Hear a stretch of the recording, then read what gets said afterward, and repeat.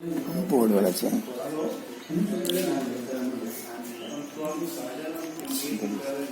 Good morning to everyone, every student of class 10.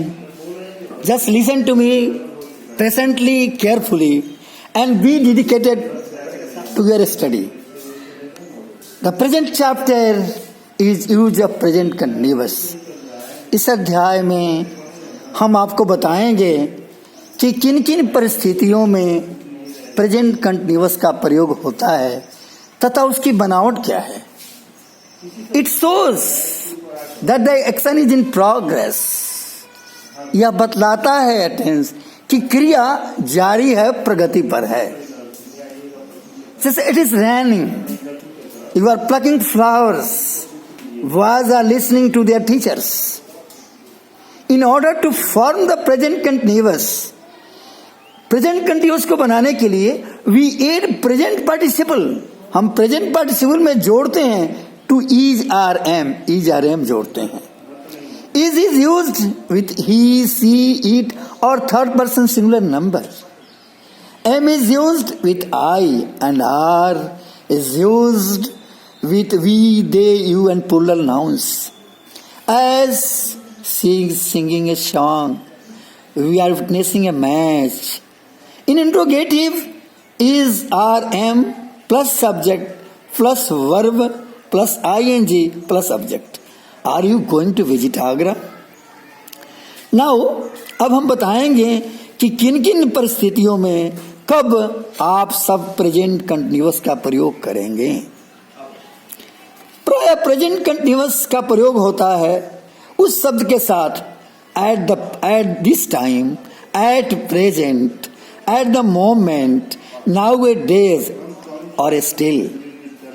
Number 1, to describe an action which is in progress. उस क्रिया को व्यक्त करने के लिए जो प्रगति पर है, हम प्रेजेंट कंटिन्यूअस का प्रयोग करते हैं।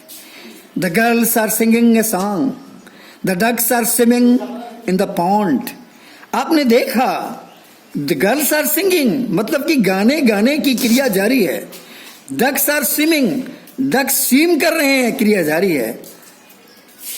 B, to describe an action which is progress but not necessary at the time of speaking. उस क्रिया को व्यक्त करने के लिए जो प्रोग्रेस में तो है, लेकिन यह जरूरी नहीं है कि बोलते के समय ही वो प्रोग्रेस में है।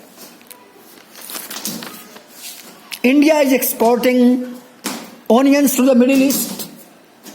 India is exporting onions to the Middle East. Bharat प्याज का निर्यात मध्य पूर्वी एशियाई देशों में करता है। I am writing a book on mathematics. मैं मैथमेटिक्स पर एक किताब लिख रहा हूं। Third, to describe an action plan for a newer future. इस पर गौर करेंगे बच्चे।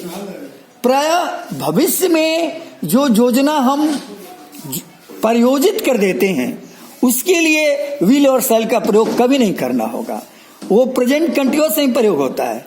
जैसे कल मैं पटना जा रहा हूं, कल मैं पटना जाऊंगा, इसमें आई शैल गो कभी नहीं हो सकता। I am going to Patna tomorrow, I am going to Patna tomorrow.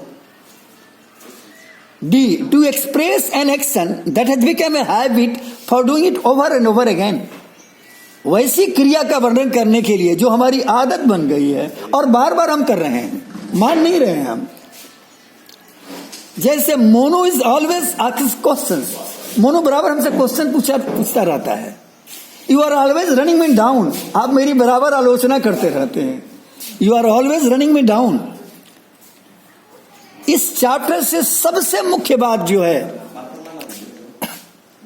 वो मैं बताने जा रहा हूं।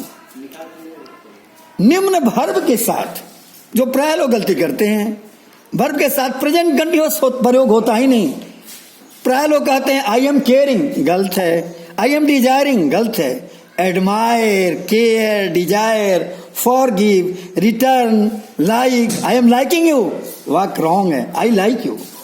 आई एम नोइंग यू, वाक गलत है। I know you. Want, wish, forget, इसके साथ प्रेजेंट कंटिन्यूअस का प्रयोग नहीं होता। Now do this. अब आप सब बच्चे अपनी कॉपी पर ध्यान देंगे और इसे इस आधार पर इसे बनाएंगे। Number 1, look, sign of exclamation दीजिएगा, इसमें आदिबोधक चिन्ह। The sun dash full stop, कोस्ट में राइज, RISE, कोस्ट month. Second, why dash you dash so fast, कोस्ट में run. Third, the children dash in the park, कोस्ट में प्ले।